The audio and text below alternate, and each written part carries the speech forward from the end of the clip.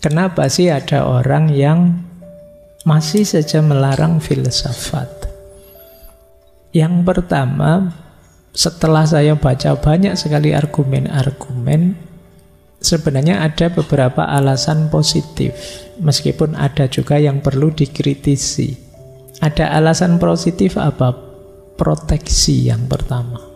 Proteksi itu ada niat baik, melindungi umat, melindungi orang beragama, agar tidak sibuk belajar filsafat terus malah kacau agamanya. Jadi ada niat baik itu sebenarnya, ingin melindungi, ingin memproteksi. Ini kita husnuzon dulu ya, versi awal.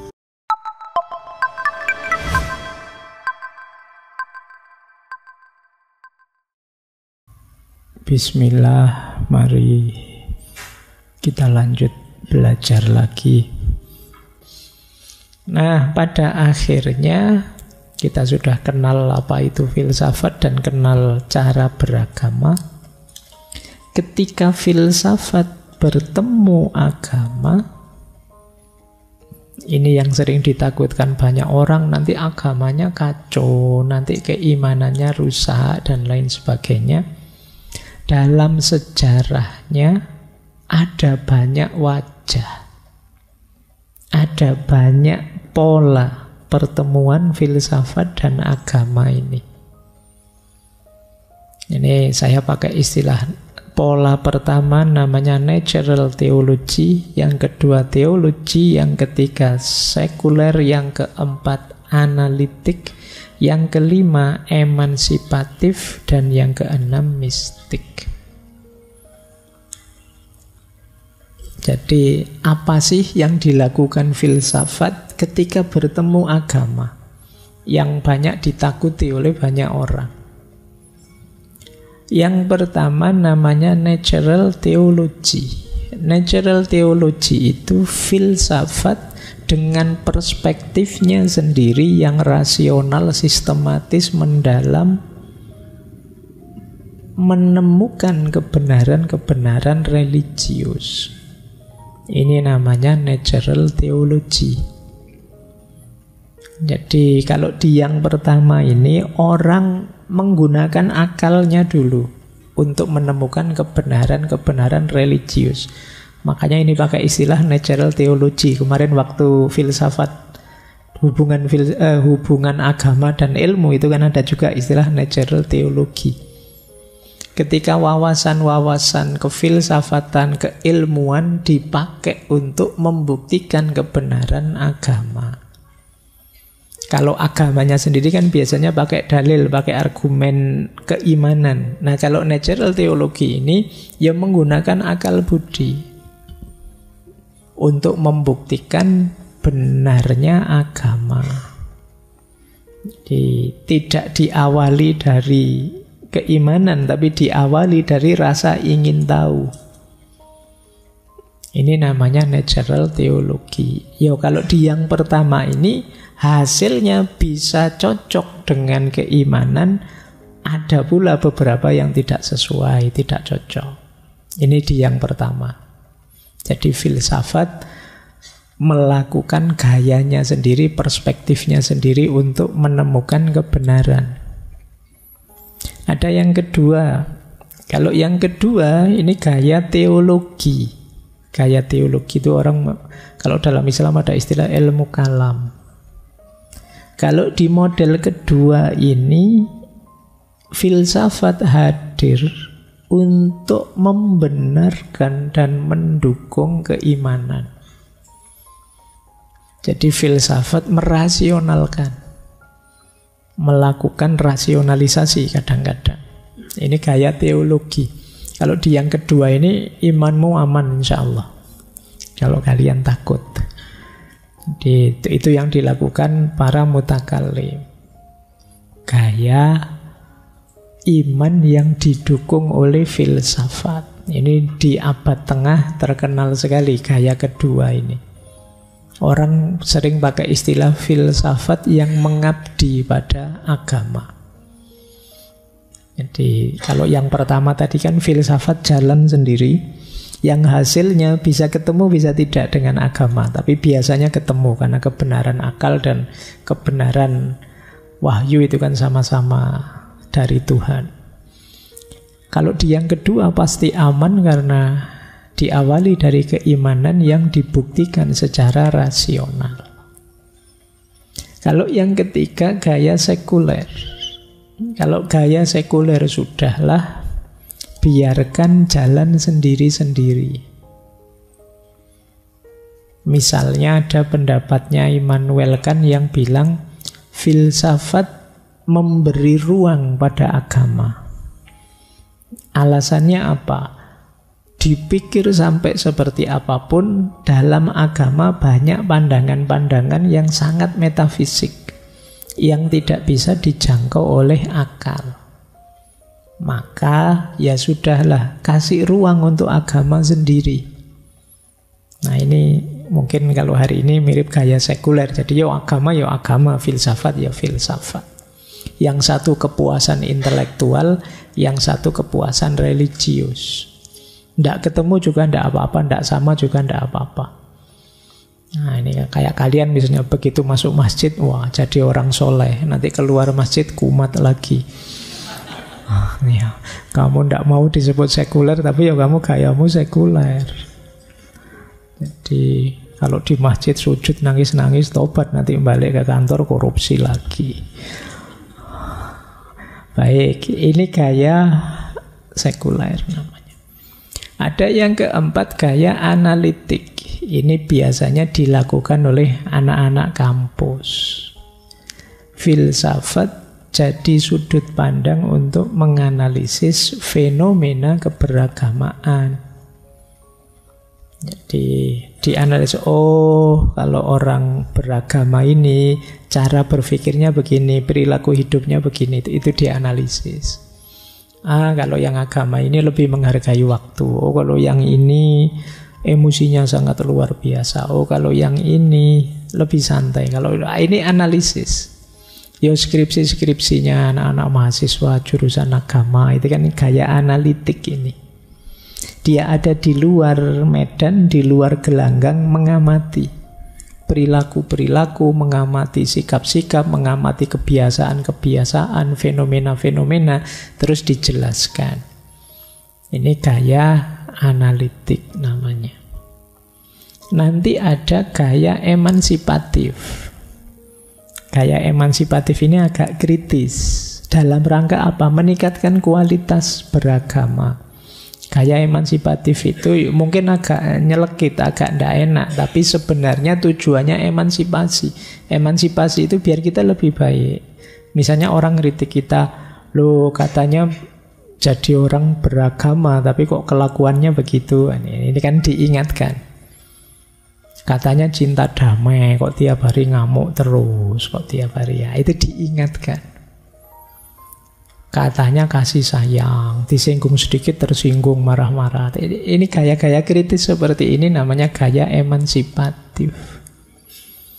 Jadi yang kadang-kadang kita tidak sadar, kita merasa keberagamaan kita bagus saja, begitu iya ya ada kurangnya gitu.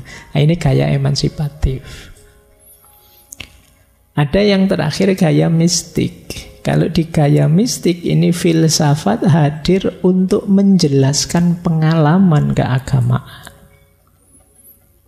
Pengalaman keagamaan itu kan sesuatu yang sangat privat, batin. Cuma kan ada kalanya perlu diceritakan, perlu disampaikan, meskipun tidak mudah. Di situ filsafat hadir membantu untuk menguraikan, untuk memahamkan pengalaman yang sedang dirasakan. Jadi buku-buku filsafat mistik, buku-buku tasawuf falsafi kalau dalam Islam itu jenis yang terakhir ini. Menggunakan filsafat untuk menguraikan penghayatan dan pengalaman keagamaan. Jadi ada 6 jenis peristiwa yang terjadi ketika filsafat bertemu agama. Dari 6 ini yang mungkin bisa agak bersinggungan. Ya, mungkin bahasa kita tadi agak menggoyang keimanan kita ada di yang pertama. Itu pun tidak semuanya, mungkin sebagian kecilnya saja. Di yang kedua aman agama kita. Di yang ketiga jalan sendiri-sendiri aman, tidak bersinggungan. Di yang keempat analitik, malah di luar gelanggang cuma menjelaskan fenomena saja. Di yang kelima juga sifatnya mengkritik untuk perbaikan. Di yang keenam sebagai alat untuk menjelaskan. Jadi kalau ada yang tanya sejauh mana filsafat bisa menggoncang keimanan kita, ya paling kalau dari situ ya prosentasenya sangat kecil. Baik, kita lanjutkan lagi biar tuntas ya. Ada satu teori yang bilang begini, bahwa agama dan filsafat itu bisa saling mendukung. Apa yang bisa diberikan oleh agama pada filsafat? Yang pertama, agama bisa memberikan inspirasi, bahan tentang kebenaran pada filsafat. Yang kedua, agama bisa memberi argumentasi.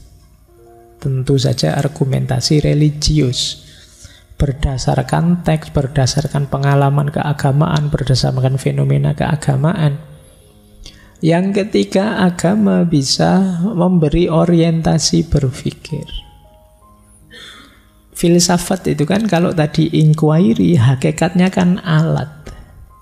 Alat itu dipakai untuk tujuan apa? Nah, itu agama bisa memberi orientasi. Alat akal kita yang canggih itu kamu bawa ke sini loh. Kamu pakai untuk hal-hal yang positif ini loh. Itu agama bisa membantu. Jadi biar jelas tujuan dan arahnya. Dan yang terakhir tentu saja agama memberi banyak wawasan pada filsafat. Akal kan banyak keterbatasan-keterbatasan. Sepinter apapun orang, tidak ada orang yang tahu segalanya. Tidak ada orang yang sepinter Google atau ChatGPT. Kalau dari sisi ini mungkin kita mulai kalah dengan mesin. Nah, agama memberi informasi-informasi sehingga kita wawasannya luas. Jadi jangan dikira agama tidak memberi apa-apa ketika bertemu filsafat. Ada banyak yang diberikan. Tadi loh, inspirasi tentang kebenaran, argumentasi, mungkin dari nas, mungkin dari fenomena, mungkin dari pengalaman keagamaan. Yang ketiga, orientasi. Dan yang keempat, bahan wawasan. Kemudian sebaliknya, apa yang diberikan filsafat pada agama? Yang diberikan juga banyak. Tadi memberikan pemahaman. Sering saya jelaskan, beriman plus paham itu tentunya lebih kuat daripada iman saja tapi tidak paham. Maka penjelasan-penjelasan rasional itu tambah mantep. Ya saya yakin Tuhan itu ada misalnya, mantep. Tapi dengan melihat banyak bukti rasional, coba kita cek di alam semesta. Alam serapi ini kalau tidak mungkin kan terjadi secara kebetulan. Kalau tidak ada Tuhan tidak mungkin. Berarti Tuhan memang ada. Ini kan contoh argumen rasional. Semula kita percaya saja, sekarang percaya plus ada argumennya. Jadi tambah mantap. Itulah. Misalnya kalian, saya pokoknya percaya 100% padamu. Alasannya apa? Tidak ada alasan. Itu kan biasa. Tapi alasannya apa? Saya tahu karena nggak mungkin kamu berkhianat. Alasannya yang pertama, kamu tergantung padaku. Kamu kalau berangkat kuliah ya pakai motorku, akhir bulan ya utang padaku. Misalnya, loh kayak gini kan ada argumennya. Ketika ada argumennya, kamu lebih mantap. Tapi kalau sekedar percaya, ya bisa. Tapi kalah mantap dengan yang punya argumen kuat. Di situ gunanya filsafat masuk, memberikan pendasaran rasional. Makanya dalam beragama kadang-kadang kita diminta untuk sangat dalam sampai level hikmah. Level hikmah itu kan level filosofis, level falsafah. Biar apa? Tambah mantep. Yang kedua, filsafat memberi fungsi kritis. Karena sering orang beragama itu justru terjebak pada pemahaman dan pemikirannya sendiri. Dia sulit membedakan ini agama, ini tafsirku atas agama. Ini Al-Quran, ini pemahamanku atas Al-Quran. Ini yang bisa mengkritisi pembedaan gini ya masuknya lewat filsafat.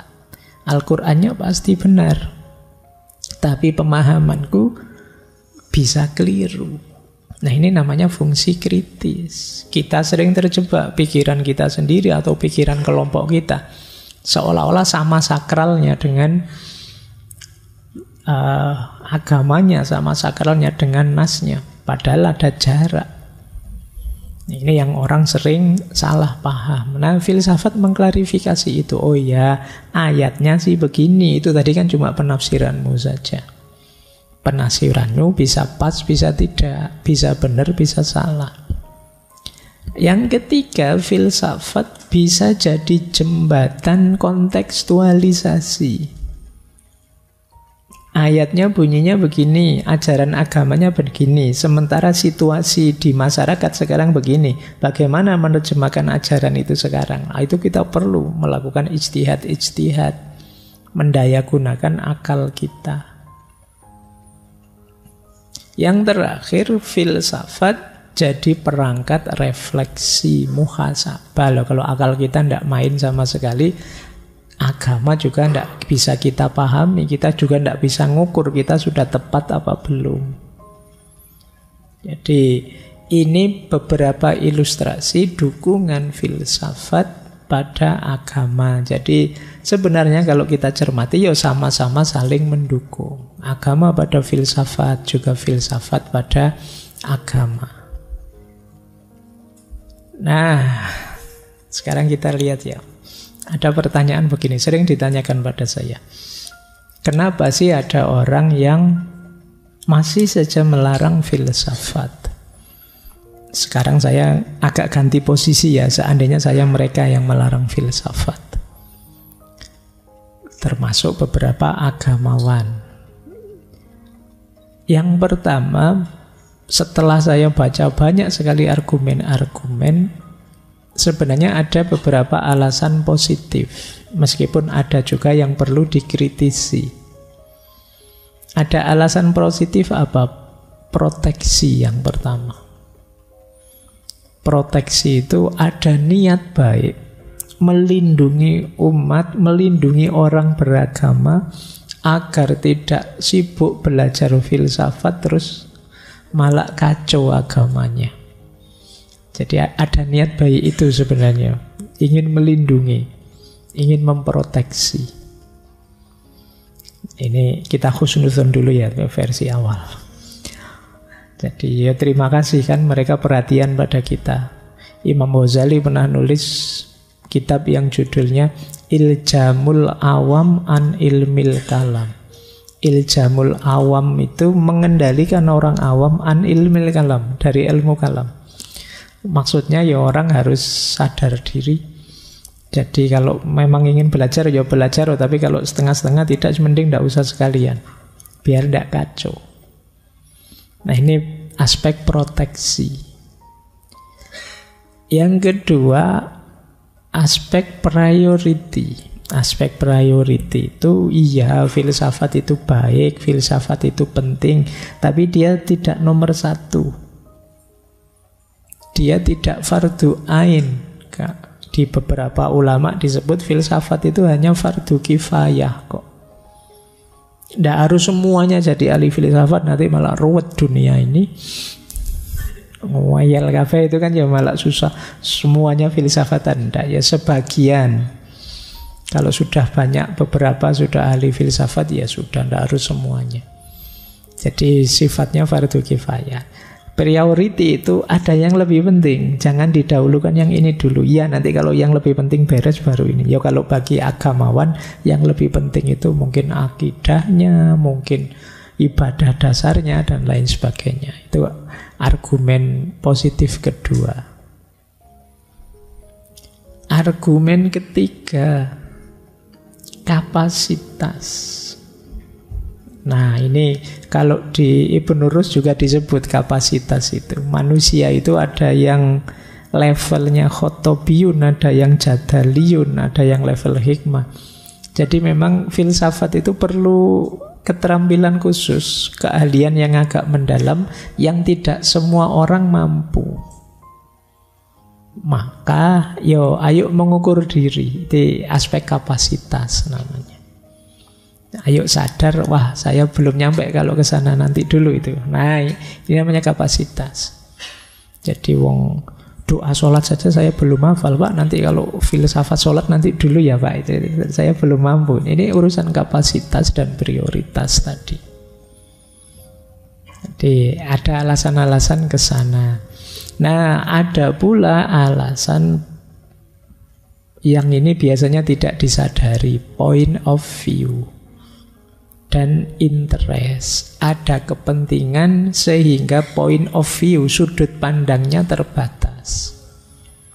Hanya melihat ini saja. Misalnya, dari sekian banyak pikiran-pikiran para filosof, ada yang positif, ada yang negatif, ada yang cocok dengan agama, ada yang tidak cocok dengan agama. Diambil yang tidak cocok dengan agama saja. Diambil yang ateis-ateis saja, terus disimpulkan berarti filsafat itu mesti ateis. Ini namanya sudut pandang yang reduktif. Jadi menilainya kurang utuh. Hanya melihat sisi negatifnya. Apalagi terus ada interest-interest, kepentingan-kepentingan, persaingan-persaingan. Misalnya zaman dulu ada fase di mana banyak sekali ulama tidak suka dengan aliran Mu'tazilah setelah terjadi peristiwa Mihnah. Ketidaksukaan pada Mu'tazilah itu terus mengimbas pada pandangan semua aliran ilmu kalam itu, apalagi yang menggunakan filsafat itu terus dianggap sesat semua. Nah, ada kepentingan ini kemudian jadi ada konflik, kemudian argumennya didramatisir bahwa semua pikiran ilmu kalam, semua pikiran filsafat itu kacau. Nah ini interest. Ada lagi yang terakhir, saya tidak tahu apa masih ada yang terakhir ini. Nanti coba teman-teman googling ya. Ada istilah filosofobia. Filosofobia itu fobia filsafat. Kalau di penjelasannya sih fobia filsafat itu ada orang yang mengalami trauma-trauma tertentu dengan filsafat atau salah paham tertentu tentang filsafat sehingga dia alergi pada filsafat. Setiap dengar kata filsafat itu bayangannya neraka terus itu. Bayangannya. Jadi itu filosofobia. Bayangannya pokoknya rusak, semuanya hancur, ngeyel, kacau, dan lain sebagainya. Itu filosofobia. Mungkin kalau ada waktu kita bahas ini ya. Ada istilah-istilah, ada istilah filosofobia, ada istilah anti-filosofi, dan lain sebagainya. Jadi memang ada yang berargumen seperti ini.